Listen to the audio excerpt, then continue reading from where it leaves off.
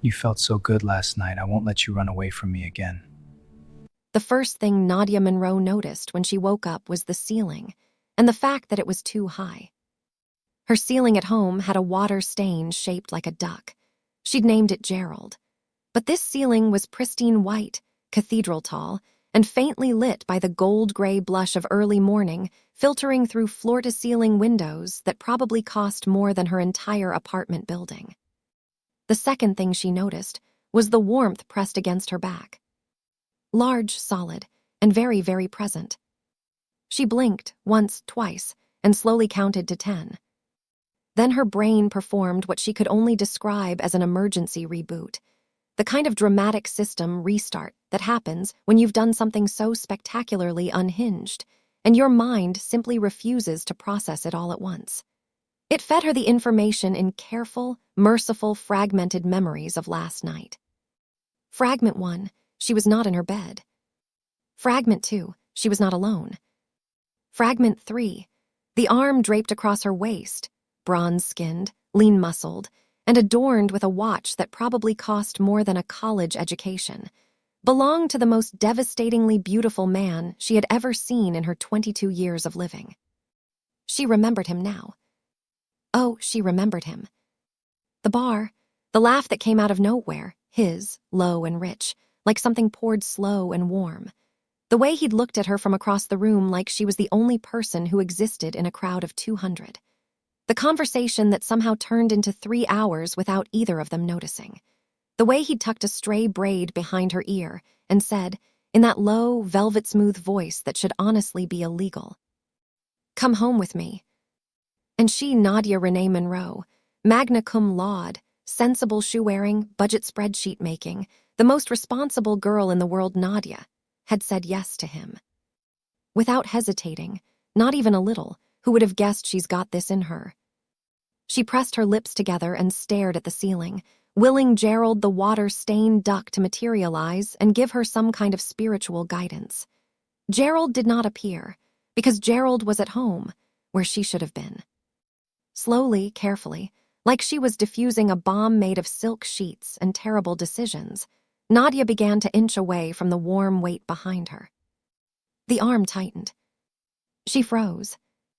A sleepy sound came from behind her, something between a hum and a sigh, and the man shifted, pulling her slightly closer in a move so natural, so unconsciously possessive, that Nadia's heart did something it absolutely should not have done. It fluttered. No, she told it firmly. Absolutely not. We don't flutter for strangers. We don't even flutter for people we know. We are a financially struggling, recently employed, emotionally stable adult, and we do not. She caught a glimpse of his face. Her internal monologue stopped speaking entirely. He was asleep, which should have made him less threatening. It did not. Asleep, young Yi King looked like something sculpted by an artist who was specifically trying to make the rest of the world feel inadequate. Sharp jaw, high cheekbones, dark lashes fanned against bronze skin, full lips parted slightly in sleep, his dark hair disheveled in a way that somehow looked like a magazine shoot. He had the kind of face that made people stop mid-sentence.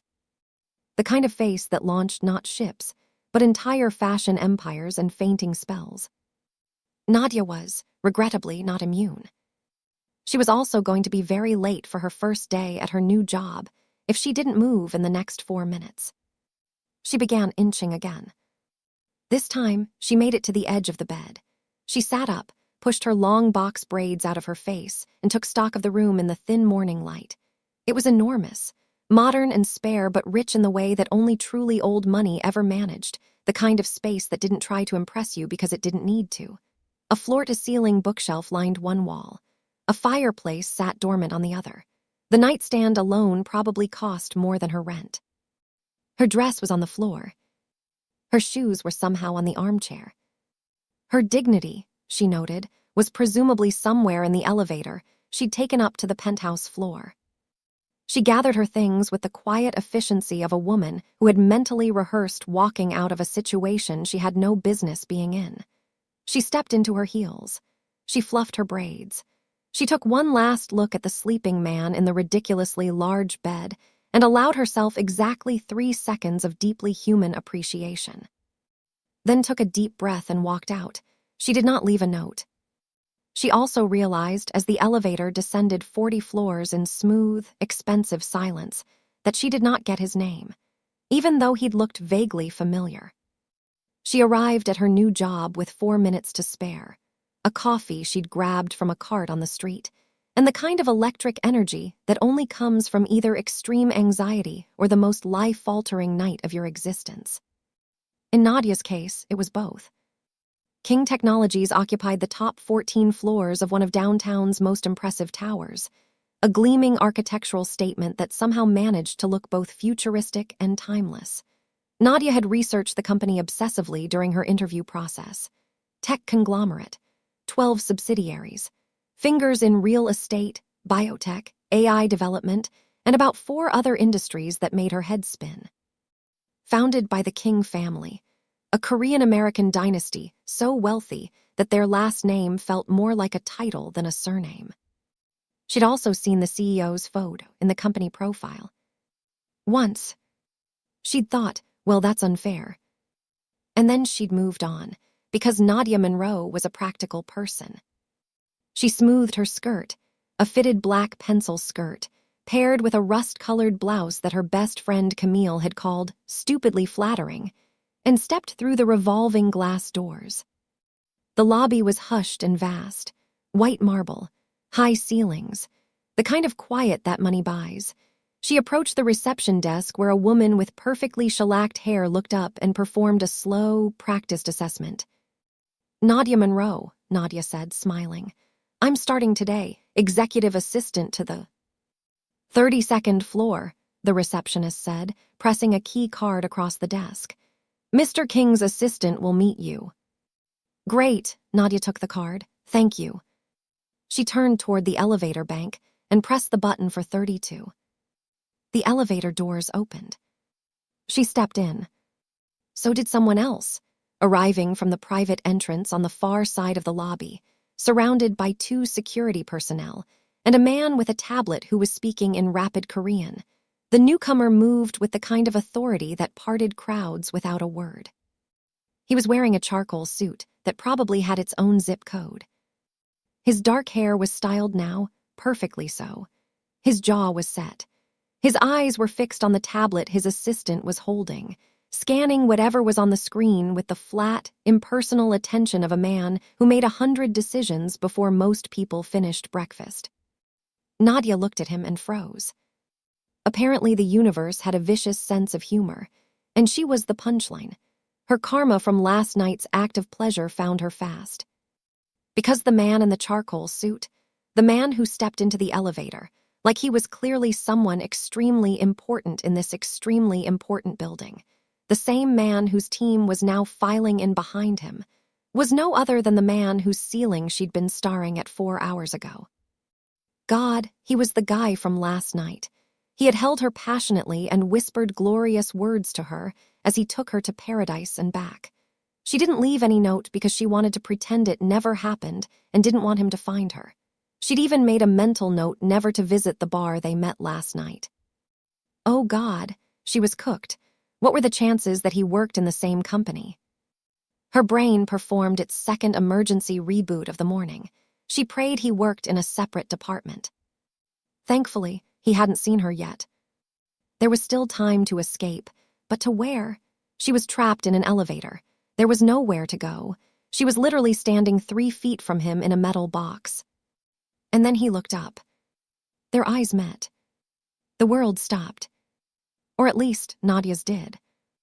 His eyes, dark, sharp, and completely unreadable, held hers for exactly 1 second. Then 2. His expression remained perfectly, professionally, infuriatingly blank. He looked away. Back to the tablet. Nadia stood there. He said something in Korean to the man with the tablet. The man nodded and typed something. The elevator arrived at 32. Young Yi King walked out first, his team flowing around him like a well-choreographed machine. He did not look back. He did not acknowledge her. He did not so much as blink. Nadia stepped out of the elevator and watched him disappear through a set of glass doors at the end of the hall, and she thought, Either that man has the world's most impressive poker face, or I spent the night with someone who has genuinely already forgotten me. Both options, she reflected, were somehow equally maddening. She has never been embarrassed her entire life. Before we continue, can I ask you something real quick? I'm trying to figure out where people who love good stories are watching from these days.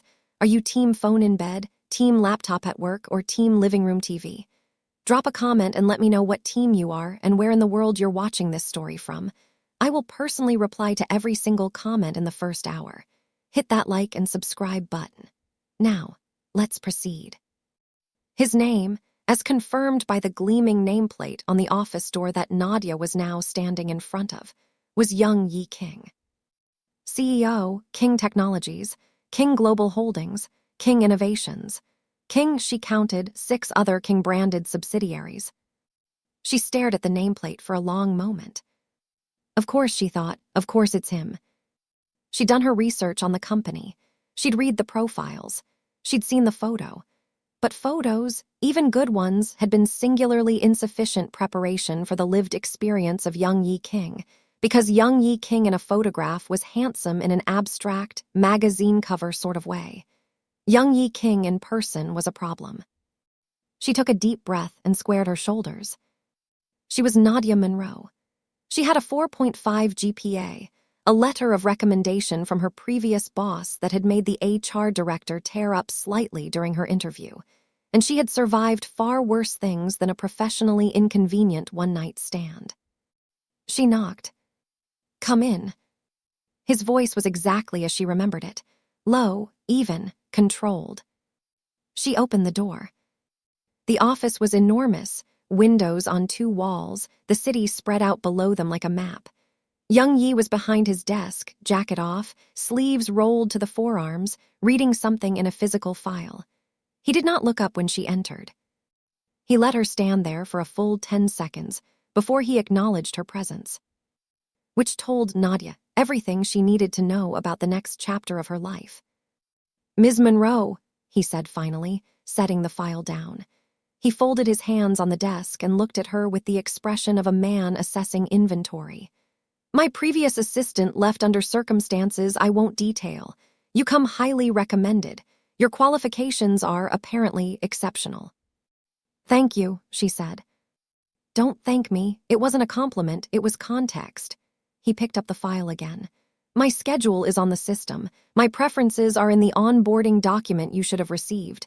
I do not repeat instructions. I do not appreciate lateness. I do not engage in office socialization, and I expect the same from my assistant." He paused and then asked, "Any questions?"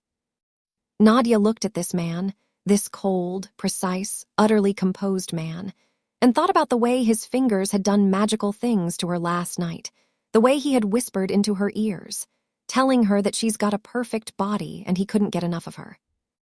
"No questions," she said pleasantly. He nodded once and said coldly, "All right then, you may go." She turned to leave. "Ms. Monroe." She stopped. "Your hair," a beat. "Keep it out of your face, it's distracting." Nadia's smile went very still. She turned back around, looked at him with her warm brown eyes that were currently doing anything but what they looked like they were doing, and said, "Of course, Mr. King." She left.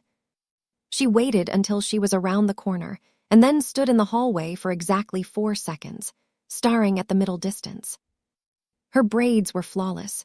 They were always flawless. She'd spent 3 hours on them last weekend. What does he mean that they were distracting? She pressed her lips together, breathed through her nose, and went to find her desk. Her desk was directly outside his office. Of course it was. The woman who showed her around, Priya, from HR, perpetually apologetic in the way of someone who has given this tour to many assistants, explained the setup with the energy of a person narrating a nature documentary about a particularly inhospitable habitat. "He usually arrives at 7, Priya said.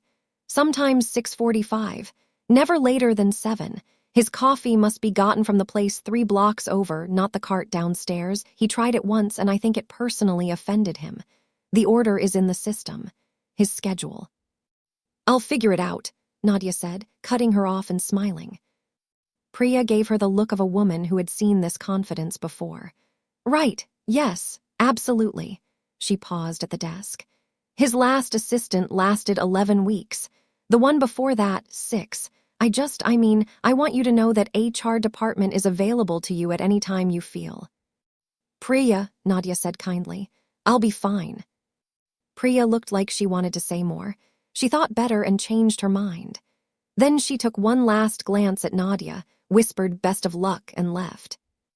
Nadia settled into her chair, pulled up the onboarding document, and began to read. By the time she'd finished the preferences section, she had developed 3 new stress lines and a working theory that young Yi King had written this document specifically to make the reader feel inadequate. The coffee order alone had 7 specifications. 7. She picked up her phone and called the coffee place 3 blocks over. She learned the rhythms of him quickly, because Nadia Monroe had always been good at patterns. Young Yi King arrived at the office like a weather system, quiet but significant, the entire floor subtly reorganizing around his presence. He spoke little. He expected much. He had the kind of focus that felt physical, like standing too close to a flame, and he wielded it without apparent effort. He was also, she noticed in the way you notice things you are actively trying not to notice, genuinely brilliant. The calls she fielded, the briefs she prepared, the board meetings she coordinated. The sheer scope of what moved through this office on any given day was staggering, and he navigated all of it with a calm precision that she found, against every reasonable instinct, deeply compelling. She hated that she found it compelling. She hated it almost as much as she hated the way he never, not once, let his expression slip into anything that suggested he remembered her. By Wednesday of her first week, she developed a theory. He was messing with her. No human being with a functioning memory could look at her and feel nothing. She was not vain, she genuinely wasn't, but she also wasn't blind. She knew what she looked like. Camille, her best friend, had once described her face as God showing off his skills, and she understood the point. Young Yi King, meanwhile, looked at her with the focused indifference of a man reviewing a satisfactory quarterly report. It was, genuinely, the most insulting thing anyone had ever done to her. She arrived on Thursday with his coffee at exactly 7:03, set it on his desk without a word, and turned to leave. "This isn't right," he said. She turned. "I'm sorry." He held up the cup. 2 sugars, not 3. "The system says." The system was updated Monday. Did you not read the update? She had not read the update. She went back to get a new coffee. She came back at 7:23 with the correct coffee and what she privately considered a heroic level of composure. "Finally," he said without looking up. Nadia put the coffee down, turned around, walked back to her desk, sat down, and stared at her computer screen for 30 seconds while the little voice in her head that sounded exactly like her late grandmother said, "Baby, nobody is worth your peace." She typed a resignation email, hovered around the send button, then deleted it. Joke's on him, she's not a quitter. The truth about not quitting was that Nadia couldn't afford to be jobless again, and it was terrifying. She sat at her kitchen table that Thursday night with her laptop, her second cup of tea, and the financial reality of her life laid out in painful, organized detail. Her childhood home, the small house in Brooklyn that her parents had bought 20 years ago, that smelled like her mother's cooking and her father's aftershave even now, that had a slightly crooked porch step that her dad had always meant to fix, that was the last living piece of the family she'd lost at 19, was in trouble. The kind of trouble with a dollar amount. Her parents had left it to her, along with a mortgage that had seemed manageable once, and was now, after 2 years of trying to make it work on entry-level salaries, a very present emergency. The notice had come last month. The amount she needed to catch up, plus what was needed to stay ahead, was a number she kept circling with her cursor without clicking on, as though not fully acknowledging it might make it smaller. Her new salary at King Technologies was, by any reasonable standard, excellent. By the standard of this specific problem, it was not quite enough. She stared at the spreadsheet. The spreadsheet did not blink. "Okay," she said aloud to no one. "Okay, we figure it out. We always figure it out." She opened a new browser tab and started looking.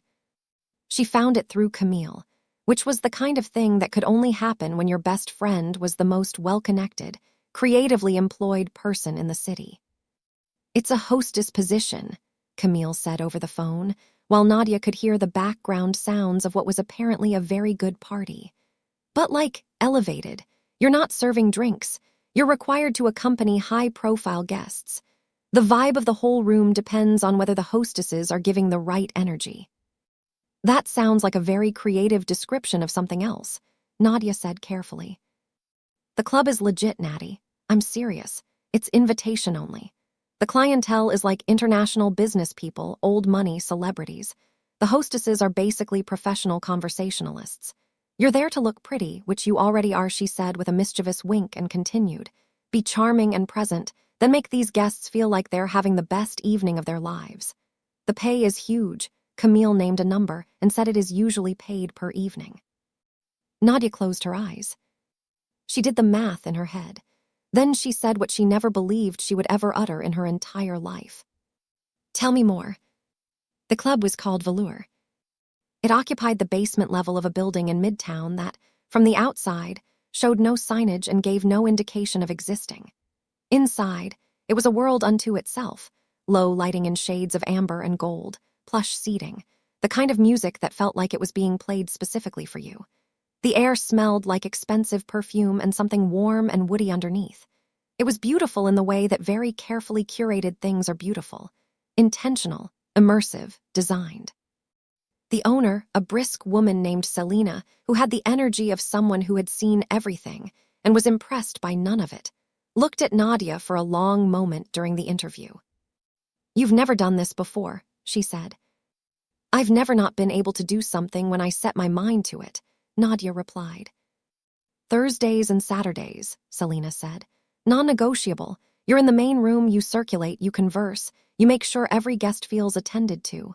You do not give personal information. You're expected to come up with a false name that you would tell the guests whenever they ask for your name. You do not leave with guests. You do not engage with anyone outside the club's designated areas." She leaned forward slightly. "Any of that a problem?" "None of it," Nadia said. "Good."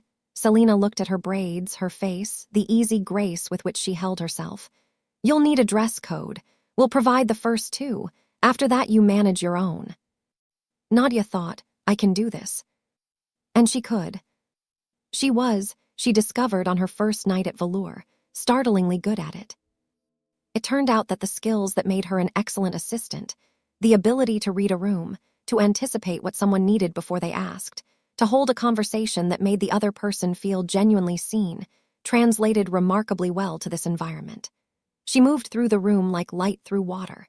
She remembered names and details. She asked questions that opened people up. She laughed at the right moments and listened with the kind of attention that most people rarely received. Guests requested her specifically by her second week. Selena gave her a small, approving nod and said nothing else about it, which Nadia had already identified as the highest form of praise available in that establishment. She was managing it. Both lives, both jobs, her schedule left her with about 6 hours of sleep on a good night and a coffee dependency that was becoming its own financial line item. She was managing. Until she wasn't. It started with a note. She found it on the table where she'd been sitting at the end of a Thursday shift. A folded square of heavy paper, cream-colored, with her name written on the outside in a hand she didn't recognize. Nadia. Not her hostess name, her real name. She opened it. "You don't know it yet, but we've already met. I've been watching you for a while. You're extraordinary, I hope you know that. From a secret friend." She stood there for a moment, with the note in her hand. Then she took it to Selena. Selena read it, her expression carefully neutral. "Did you see who left it?" "No." Selena nodded slowly. "I'll have security keep an eye." A pause. "Hope you told no one your real name." No, Nadia said. I definitely didn't. Selena kept the note. Nadia told herself it was nothing. Maybe it was an overly enthusiastic regular, or a mistake. She'd been working 2 jobs, running on coffee and willpower, and the last thing she needed was to manufacture drama where there might be none. She told herself this for exactly 4 days. The second note arrived on Saturday. You were wearing champagne gold tonight. It suits you, like a crown. And it was true. She'd been wearing a champagne gold dress that hugged her curves that night. And she'd been on the other side of the room from the table where the note appeared. Which meant whoever left it had been watching her, not just glancing, watching up close, the particular, studied attention of someone who was keeping track. Nadia's skin crawled at the thought of that. She kept her smile in place for the rest of the shift, moved through the room with her usual grace, and did not let a single thing on her face betray the low, cold hum of unease that had settled somewhere beneath her sternum. She was good at keeping things off her face. She'd had practice. At King Technologies, meanwhile, the war was ongoing. This was perhaps an overstatement. Young Yi King did not engage in anything as human as war. He maintained a sustained architectural pressure, a standard so precise and so consistent that slipping under it was a matter of millimeters, and he noticed every millimeter. He sent back a report she'd prepared with 3 lines, corrected in red. He rescheduled a meeting she'd confirmed without telling her until she found out from the other party's assistant. He once, and this was the one that lived in Nadia's memory with a particular vivid fury, handed her a call to manage because he was occupied. And the call turned out to be a 60-minute negotiation with a partner in Seoul that required her to hold her own against someone who was actively trying to steamroll her, which she did. And when she summarized the outcome for Young Yi afterward, he said only, "Adequate." Really, adequate, like he didn't care. She smiled at him with all of her teeth and said, "Thank you, Mr. King." And then she went to the bathroom and had a very brief, very silent scream. The thing that made it complicated, the thing she was working very hard not to think about, was that sometimes she could catch him watching her. Not in the way that felt wrong like that creepy note lever at Velour, but in the way a person watches some they admire. She'd catch him staring in her peripheral vision multiple times, and then whenever she looked up, his eyes would already be back on whatever he was reading. He never acknowledged it, and she never mentioned it. They operated in this strange space between the passion they'd both shared that night and who they were every day after, and neither of them spoke a word about the energy. It would have been easier, she thought, if he were simply awful to her every time so she can find the excuse to hate him appropriately. But once she had brought him the wrong file, her mistake, genuinely, and instead of the usual cutting response she was braced for, he just looked at it for a moment and said quietly, "It's fine. I'll use this version." She'd been so surprised, she'd nearly tripped leaving the office. And once, she'd been on the phone managing what had become a small crisis in the Singapore office. 6 a.m. on a Saturday, which was absolutely not in her job description. And when she finally untangled it, she turned to find him standing in the doorway of the conference room with 2 cups of coffee, one of which he set on the table in front of her without a word, and then left. She'd stared at that cup for a long time. 2 sugars, her order. He'd watched her and remembered her order. "Okay, we are deep in this story now, and I need to know, who are you rooting for?" Because we are not done yet. Comment where in the world you're reading from, hit that like button if Nadia is your girl, and subscribe so you don't miss what's coming. Now, let's get back to it. The third note from her creepy stalker was different. Whoever stalked her decided not to send a note this time. Instead, it was a photograph. It was her, taken from a distance, outside her apartment building. She was in her regular clothes, jeans, and an oversized jacket, her braids pulled up, bags of groceries in both hands, laughing at something on her phone. A completely ordinary Tuesday. The photo was left on the table at Velour on a Thursday. She looked at it for a long time. Then she turned it face down, picked up the nearest glass of water, and took a slow sip. She was being watched outside of Velour. outside of her home, which meant this person knew where she lived. The ground shifted under her in a way she couldn't let anyone see, because the room was still lit, and the music was still playing, and there were still guests who needed the version of her that moved like light through water. She held herself together for the rest of the shift. She told Selena again and showed her the photograph. Selena's expression for the first time showed something she hadn't let show before: concern. "I'm bringing in extra security," she said. "Effective immediately. I need you to make sure someone always walks you out. You must not be alone." "Okay," Nadia said. "If anything else happens."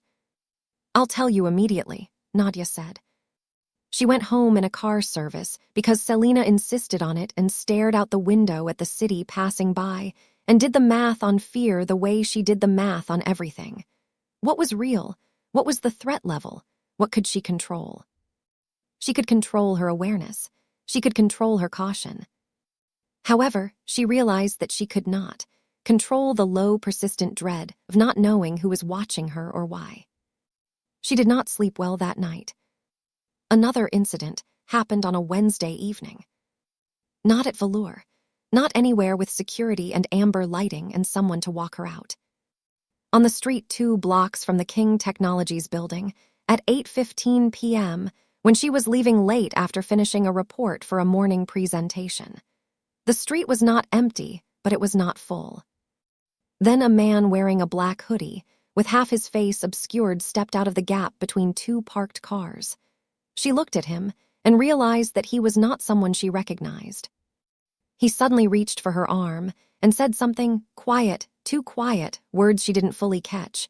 Then he grinned cruelly and stepped closer. Nadia Monroe was not the kind of woman who got scared easily.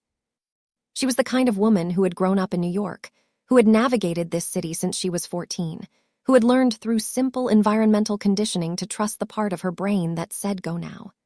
She yanked her arm free with a force that surprised him, swung her bag, heavy, laptop inside, a weight she was now grateful for, in a movement that made him step back, and she walked fast toward the nearest busy intersection.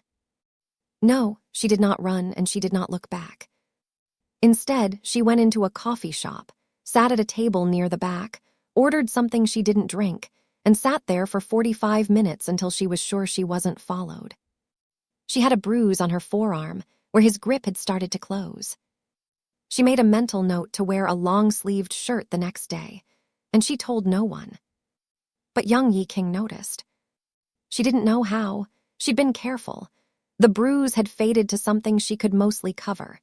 She was moving normally, speaking normally, performing the precise and professional version of herself that she'd trained into daily habit. She was walking him through his afternoon schedule when she set a folder on his desk, and her sleeve shifted. The room went quiet in a way it hadn't been. She kept talking. "The 3:15 is with the Singapore team, and I've prepared the—" "Stop!" His voice was soft in a way she hadn't heard before. She stopped. He was looking at her forearm. She pulled her sleeve down. "The 3:15. What happened to your arm?" It wasn't a question. It was the particular, level delivery of a man who was asking, because he had already decided he was getting an answer. "I bumped it," she said. "The 3:15, or tried to continue her brief, but he wasn't interested. "That is not a bump bruise." He stood. He was, she registered faintly, taller than she remembered him being in this context, which was inconvenient. He came around the desk with the unhurried pace of someone with complete confidence that the world would wait for them, stopped in front of her and said very quietly, "Who did that?" "Mr. King." "Young Yi." She blinked. Something moved across his face, there and then gone. "Who did that to your arm, Nadia?" The sound of her name in his voice. She had not let herself think about the sound of her name in his voice. She lifted her chin. "It's being handled." "By whom?" "By me." He looked at her for a long moment. His eyes were dark and completely focused, and there was something in them that was not the professional indifference she'd cataloged and filed away over the past weeks. Something that was harder to name and harder to dismiss. "You," he said, are going to tell me what is happening, and you are going to do it now or we will stand here until you do." Nadia looked at him. She thought about the photograph on the table at Velour. She thought about the man in the street. She thought about the bruise she'd been pressing with her thumb late at night when she couldn't sleep, like a reminder to stay alert. She thought about how exhausted she was. "It's complicated," she said. "I have time," he said. She told him. Not everything, not the full financial situation, not the specifics of Velour, not the part where the shape of her desperation had led her to a second job in the first place. She only focused on the creepy notes, the photograph, the scary man in the street. She laid it out in the measured, factual way of someone who had been organizing information professionally for weeks, and she watched his expression go through something she couldn't fully read as she spoke. When she finished, he was quiet for a moment. "Then, you've been dealing with this alone." "I handle my own situations," she said. "You were grabbed in the street. And I handled it well." "Nadia," he said her name again, and she wished with great feeling that he would stop doing that. "This is not a situation you handle alone." "With respect, Mr. King." "Young Yi, this is my life, and I am managing." "You are not managing." The quiet in his voice had a weight to it now. "You have a stalker with access to your home address who has already made physical contact with you, and you are managing this with a bruise you hid under a sleeve and whatever passes for a plan in that head of yours." A pause. "I'm putting security on you." She stared at him. "Excuse me." "Starting tonight." "You cannot assign me security. I'm your assistant, not your—" "Yes, you're my assistant," he said evenly, cutting her off. "And you are also a person who works in my building and is currently being targeted by someone, which is a liability and a concern I am choosing to address. Do you have an objection that doesn't involve your independence for its own sake?" She had several objections. She could not think of a single one that met his criteria. "I want to be consulted," she said. "You are being consulted. This is the consultation." She stared at him. He looked back at her. The air in the office had changed into something she didn't have a category for. "Fine," she said. Something shifted in his expression, fractional, barely there. If she hadn't spent weeks memorizing the geography of that face against her better judgment, she might have missed it. "Good," he said. The security he sent was discreet, professional, and thorough in the way that only someone with very significant resources could arrange in under 6 hours. Nadia noticed them and chose not to comment, because she had made her position clear, and he had made his clear, and they had arrived at a truce that she was choosing to interpret as professional rather than personal. She was lying to herself. She knew she was lying to herself. It became harder not to know that on the evening when she was working late, genuinely late, past 9, the office mostly emptied, and she looked up from her desk to find him standing in the doorway of his office looking at her with an expression that had, for just a moment, slipped its professional moorings. "You should go home," he said. "I'm finishing the Morgan brief. It's not due until Thursday, I know. I like to be ahead." He was quiet for a moment. "You do everything ahead of schedule." "I find it reduces emergency situations." "Does it?" he said, in a tone that was less a question and more an observation of something else entirely. She looked up at him. The office was quiet. The city hummed distantly through the glass. "Why are you still here?" she asked. "I own the building." "That's not an answer." He paused, then said slowly. "It's the answer I'm giving," he said. She held his gaze. He held hers. They stayed like that for exactly as long as they could, which was not very long, because something was happening in the space between them that neither of them was prepared to name. He went back into his office, and she finished the Morgan brief. She went home with the security detail her impossible, infuriating, deeply inconvenient boss had arranged, and she lay in her bed in the dark and thought about the look on his face in that doorway, and the way he'd said her name in his office, and the fact that he knew her coffee order and said nothing about it. Just set the cup down and left like it was nothing, like it was just a thing that he'd done, like he hadn't remembered at all, or like he'd remembered everything and was choosing every single day to carry it in a different pocket. She pressed her palm flat against her sternum, like she could hold whatever was happening there still. It didn't work. It was Camille who broke through her carefully maintained composure. "You're in your feelings about your boss," Camille said, not even looking up from her phone, sitting across from Nadia at their regular Saturday breakfast spot. "You have been for weeks. It's giving situationship." "I am not in my feelings," Nadia said with great dignity. "You just put a third sugar in your coffee," Camille said. "You don't take too much sugar." Nadia looked at her cup. She had, in fact, put an extra sugar in her coffee. "I'm under a lot of stress," she said. Camille put her phone down. "Tell me about this your hot boss." "He's just my boss." "Don't lie to me, Nadia." She pressed her lips together. "He's complicated." Camille's eyes got very bright. "Tell me everything." "There's nothing to tell. The face you're making says otherwise." "I'm not making a face." "You're making the face," Camille said, "that you made when you were 17 and convinced yourself you didn't have a crush on Darius Walker, even though you wrote his name in your planner with little stars around it." Nadia opened her mouth to object. Then she thought better and closed it. She drank her accidentally sugared coffee. "It's nothing," she said. "It can't be anything. He's my boss and he's—" She thought of young Yi King's face on the morning she'd woken up next to him, soft and unguarded in sleep. She thought of him handing her coffee and the look in his office 2 nights ago. She thought of the 11 and 6 weeks his previous assistance had lasted. She thought of the articles she'd read about him, because she'd looked. They were filled with his chronic rotation of stunning, high-profile female companions, each lasting a week at most, and immediately replaced with the indifferent efficiency of a man who had decided that women are for temporary pleasure. "He's not built for anything," she might anger to say, sighing under her breath. Camille looked at her for a long moment. "The ones who say they're not built for anything romantic," she said quietly, "are usually the ones who just haven't had a reason to try." Nadia stared at her coffee. "You've been reading too many romance novels," she said. "I've been reading you for 22 years, Camille said. "Now eat your eggs." He found out about Velour on a Thursday. She didn't know how, exactly.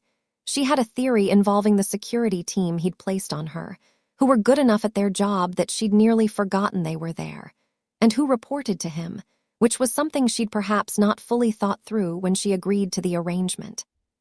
She was at her desk Friday morning when he came out of his office, closed the door behind him. He never closed it, and stood in front of her desk with his hands in his pockets and an expression that was making her stomach do something uncomfortable. "Velour," he said. He only said one word. That tore her world apart and left her hyperventilating. Nadia kept her face very still and silently thanked heavens for allowing her to perfect the skill of maintaining a neutral expression. "It's a private club," she said. "I do hostess work on Thursdays and Saturdays. It's a perfectly legitimate employment, and it is completely separate from—" "I know what Velour is," he said, cutting her off. "Then you should know it's legitimate," she returned, hoping the conversation would end there. "I know the clientele." His voice was still even, still that relentless, controlled quiet. "Which means I know the environment, which means the note leaver and the person in the street could very likely be someone with significant resources and would come from a particular kind of status." He stopped. "Why didn't you tell me?" "Because it's my business. You are being stalked." "Which I was handling before you decided to insert yourself. You had a bruise on your arm the size of a hand." His words landed in the room and sat there. Nadia looked at him. "Why does it matter to you?" she said. It came out quieter than she intended, more direct and less professional, more like the thing she'd actually been dying to ask him. "You've been clear about the boundaries of this working relationship. You've been clear about the—" She stopped herself. He was watching her very carefully. "About the what? Finish it," he said. She shook her head. "Never mind." "Nadia." "Mr. King. Why do you keep doing that?" Doing what? Calling me that. He took a step closer to her desk and she made herself hold very still. When you know. The room suddenly became extremely quiet. I don't know what you're referring to, she said. He looked at her. She looked back. And young Yi King, for the first time since the elevator, let something show on his face that was not professional and was not controlled and was not indifferent. You left me, he said. She had not expected that. That morning, he said. You left without, he stopped. He looked away briefly, jaw tightening, looked back. I thought you regretted it. I thought you didn't remember me, she said. The words came out before she could stop them. He stared at her. You looked at me like I was a stranger, she said. In the elevator, on the floor, every day since I started working for you. I was only, he paused. Something moved across his face. You were my new employee. What was I supposed to do? Acknowledge that we'd met, maybe. I didn't know how to, he stopped, pressed his lips together. This version of him, uncertain, halted, searching for words with the particular difficulty of someone not accustomed to needing them, was a version she hadn't seen before and wasn't prepared for. I'm not. He made a brief, uncharacteristic gesture. I don't do this. Do what? Any of this? His voice was quiet. I don't talk about things, I don't. He looked at her with something that was very raw and very direct. I remember everything about that night. I have remembered everything about it since. That is the problem. Nadia's heart stopped. It then restarted in a manner she found deeply inconvenient.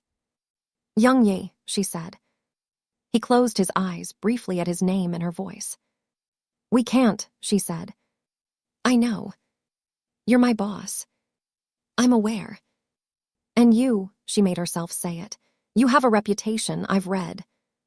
What you've read, he said very quietly, is not inaccurate. I have spent a long time being someone I'm not particularly proud of in this regard. He paused to swallow hard, his Adam apple bobbing upwards.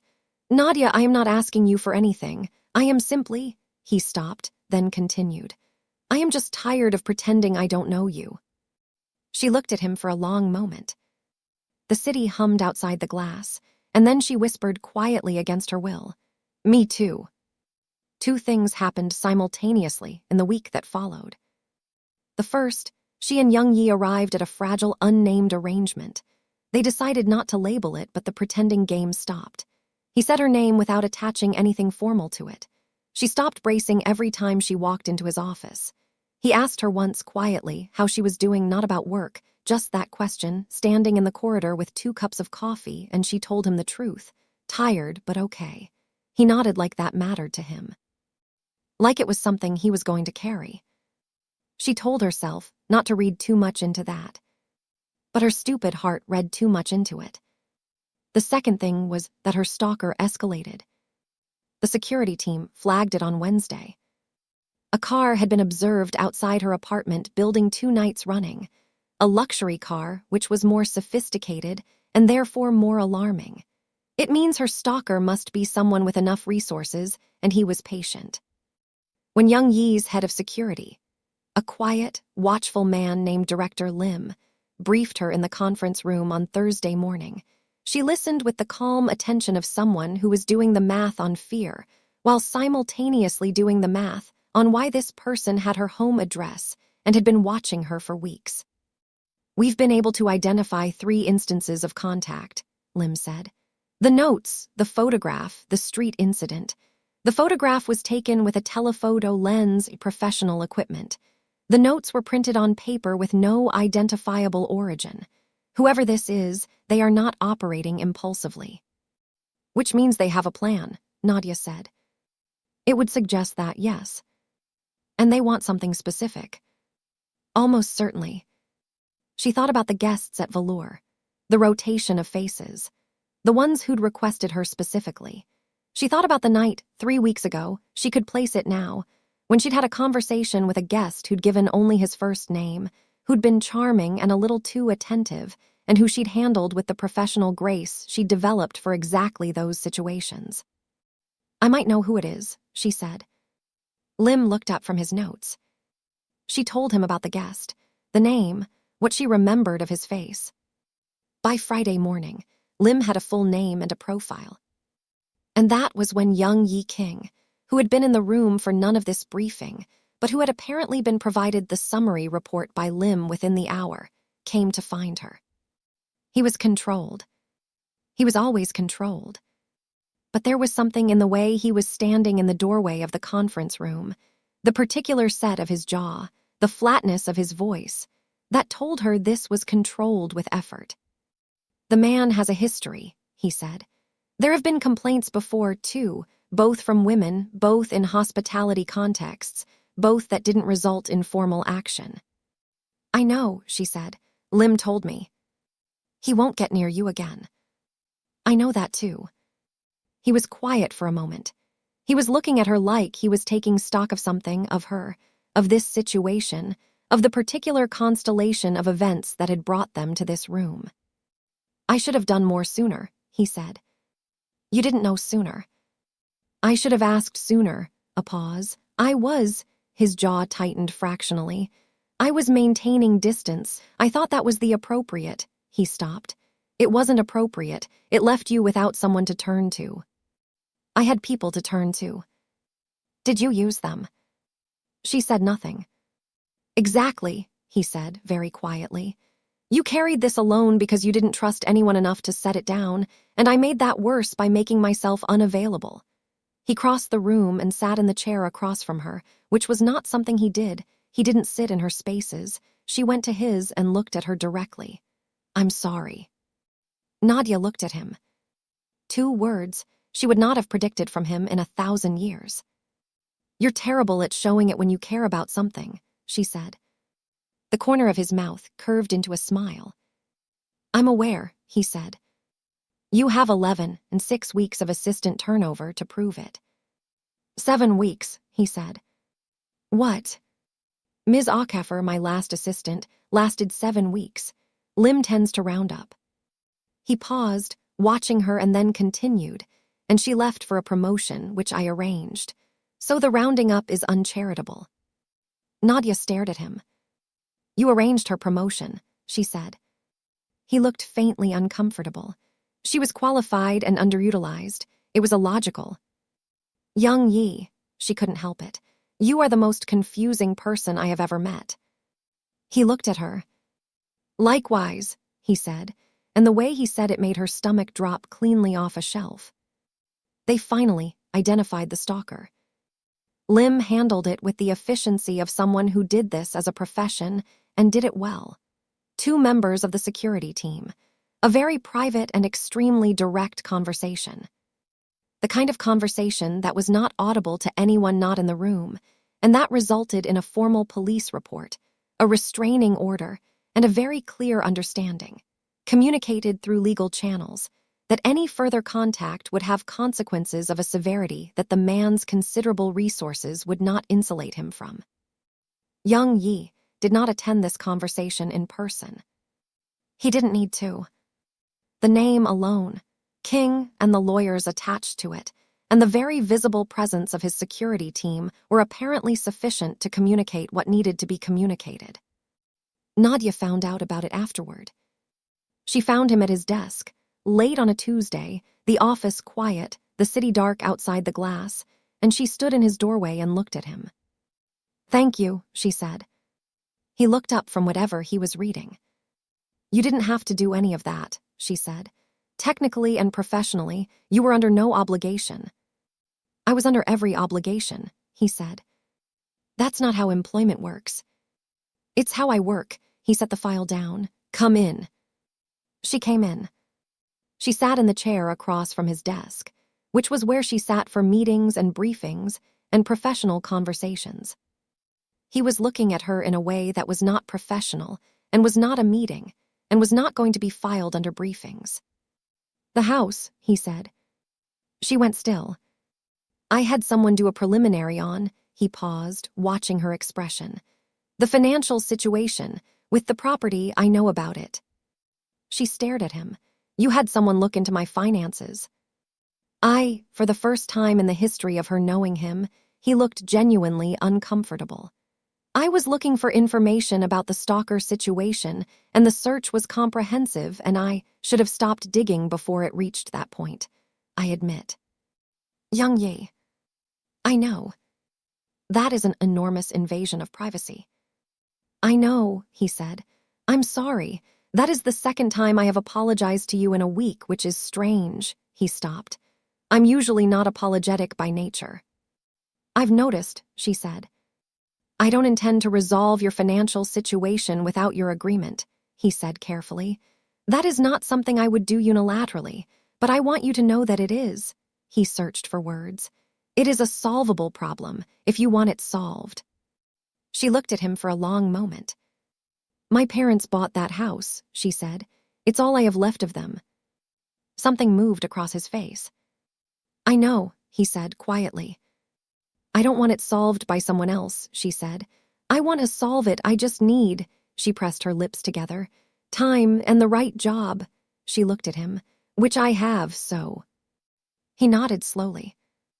Okay, he said. Okay, she repeated. I'm not going to push, I'll respect what you're asking, a beat. But the offer stands if you change your mind. She looked at this man who was not the man she'd thought he was. He was supposed to be the cold, impenetrable CEO and the chronic heartbreaker. Instead, he was the most passionate man she'd spent one night with and couldn't stomach another man touching her body after that blissful night. She recognized with a mixture of resignation and something that felt perilously like joy, genuinely in trouble. I keep thinking about your reputation, she said. It was her last defense and they both knew it. I know, he said. The models, Listen, Nadia. His voice was steady. I am not going to tell you it didn't happen. I'm not going to pretend I've lived like a monk or that my history is anything other than exactly what it looks like. He paused. I am going to tell you that the morning you left, I sat in that apartment for 20 minutes doing something I have never done before. She waited. I was hopping, you left a note and I was looking for it, he said. I need some way to find you, and then telling myself it was better and cleaner that I couldn't reach you after that night. His eyes were dark and direct, but I was wrong about that. The city pulsed outside the glass. Young Ye. I'm not asking you to trust me, he said. I know I haven't earned that. I'm asking you to let me try. A pause. At whatever pace you set.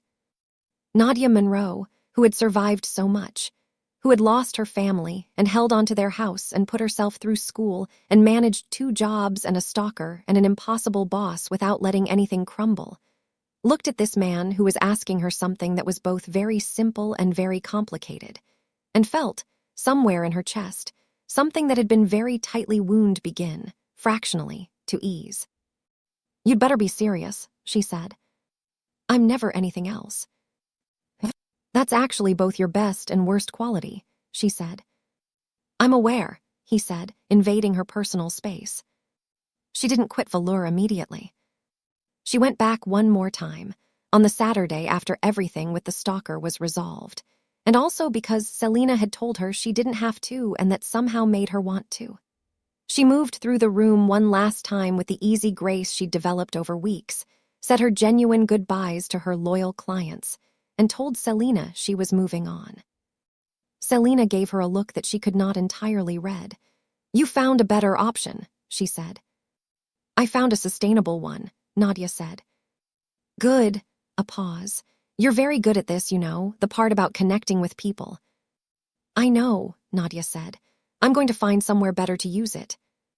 She walked out into the night with the security detail that was still in place, would be in place for another few weeks while the legal situation resolved, and felt the particular lightness of a decision made that aligns with who you actually are rather than who you had to be for a while. She texted Camille, I've got a job now. Life feels gloriously weird.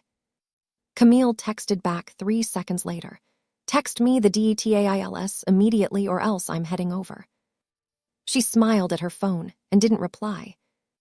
The thing about young Yi King, and she was still very much in the process of learning the full dimensions of this, was that he showed things in actions the way other people showed them in words. He didn't write her poetry. He didn't send flowers, which frankly she would have found suspicious. He arranged for the 2 architects in his real estate division, who specialized in residential restoration, to do a voluntary assessment of her parents' house on a Saturday, which he mentioned as a logistical note in the same tone he used for meeting confirmations, and which was the most deeply thoughtful thing anyone had ever done for her because he had listened, and he had heard her, and he was not solving the problem for her. He was giving her information so she could solve it herself. She stood in the living room of the house afterward, the architect's report in her hands, and cried for the first time in a long time. Out of relief, from something that had been very tightly held for so long that having it touched with unexpected gentleness was its own kind of overwhelming. She called him. "The report," she said when he answered. A pause. "Was it useful?" "It was," she breathed. "It was very useful, thank you." "Young Yi," she continued. "Yes." "You're infuriating," she said. "I know." "And she stopped again. "Don't strain yourself," he said, and there it was again, the very, very rare warmth that slipped through the architecture of his composure like light under a door. "I think I like you," she said, plainly. It was, she had decided, the most honest thing she could offer. "Against my considerably better judgment, I really like you." The silence on the other end was brief, and, she thought, maybe she shouldn't have voiced out her emotions that way.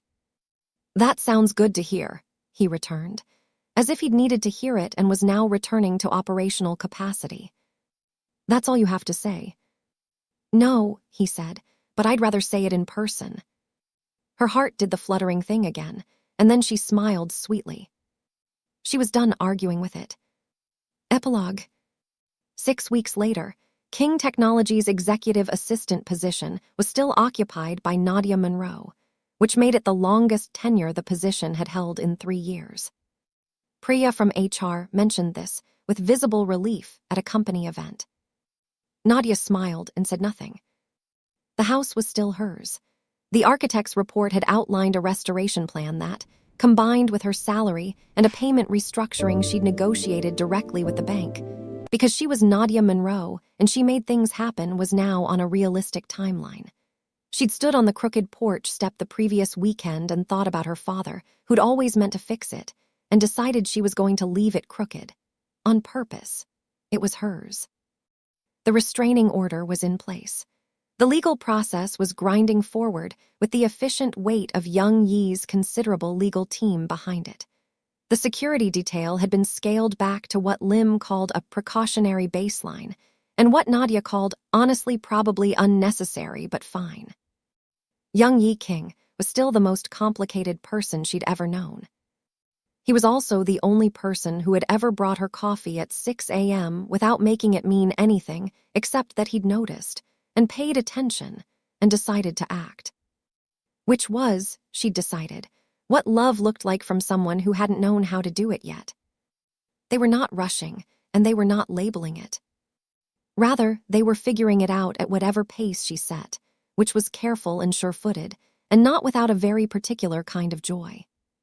On a Tuesday morning, his 7th week with her at her desk, not that either of them was counting, though they both absolutely were, he came out of his office, set a cup of coffee on her desk without breaking stride, and said, without looking at her, "The 3:15 is moved to 4. "I know," she said. "I moved it." He stood, watching her admirably. "Of course you did," he said. He was already back at his desk, but her phone buzzed with a text from you. "You look stunning and I can't wait to take you to dinner tonight." She looked up and saw him smiling. Then he gave her a mischievous wink that made her laugh. She turned back to her screen and smiled at absolutely no one in particular with every single watt of warmth she had, and thought, he makes me so happy. And that right there is the end of the story. Nadia and Yi's story warmed your heart today. Share it with someone who believes in second chances. Tell me in the comments what part of the world you're watching from. I read every single comment. Like this story, subscribe for what comes next. Tell me if you want a part 2 of this story so we can give them a befitting happy ending. And trust me, the next story will be even more intense.